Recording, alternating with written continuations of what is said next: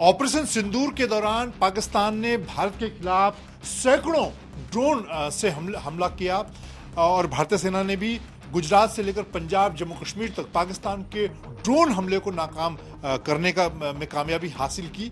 आने वाले दिनों की जो लड़ाई है, क्योंकि ऑपरेशन सिंदूर इस वक्त भी चल रहा है, वो ड्रोन और मिसाइल की मानी जा रही है। क्योंकि चाहे आप दुनिया भर के युद्धों को देखें, चाहे रूस यूक्रेन की बात की जाए और दूसरे सब जगह इस तरह के ड्रोन और मिसाइल का इस्तेमाल हो रहा है।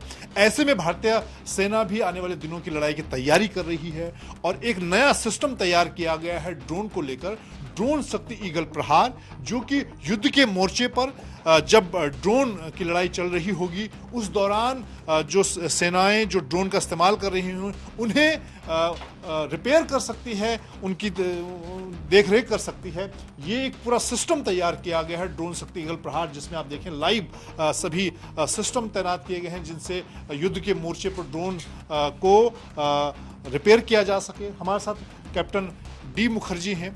आपसे जानना चाहूँगा इस सिस्टम के बारे में कि ये किस तरह से काम करेगा और क्यों इसकी ज़रूरत पड़ी है।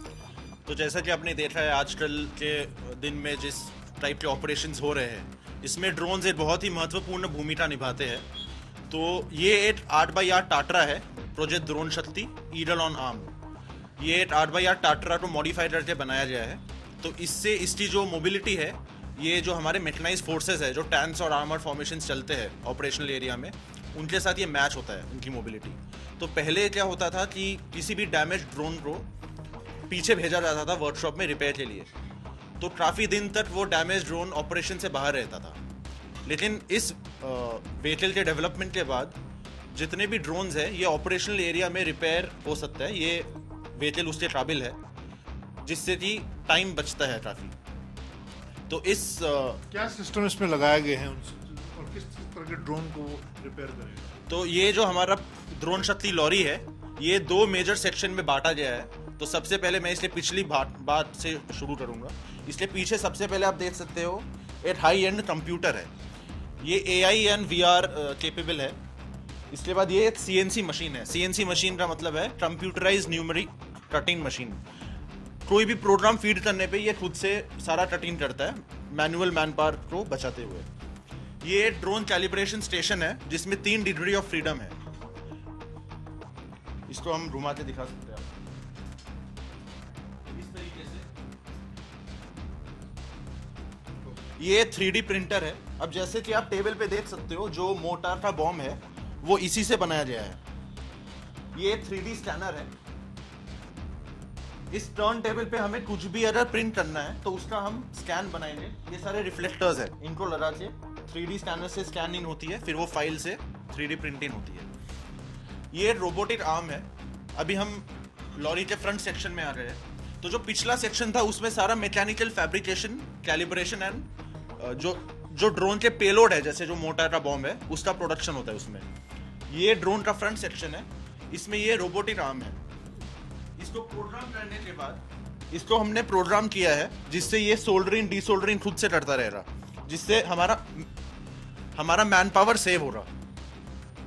ये एक स्मार्ट सोल्डरिंग स्टेशन है जिसमें आप देख सकते हैं टेक्नीशियन सोल्डरिंग का काम कर रहे हैं। और ये एक PCB मैग्नीफायर है। इसको चलाते दिखाइए उस्ताद। इसमें हम आपको दिखाएंगे कि कोई PCB डालने पे वो मैग्नीफाई हो जाता है। तो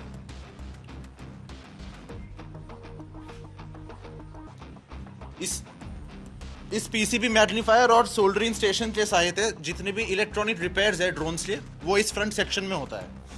और सामने आपको दिख रहा है ये भी एक हाई एंड कंप्यूटर है। ड्रोन की जितनी भी programming, software development, software repair, software testing है, वो उसी से होता है। अब मैं आपको बताऊंगा जो हमारे ऊपर ड्रोन्स है।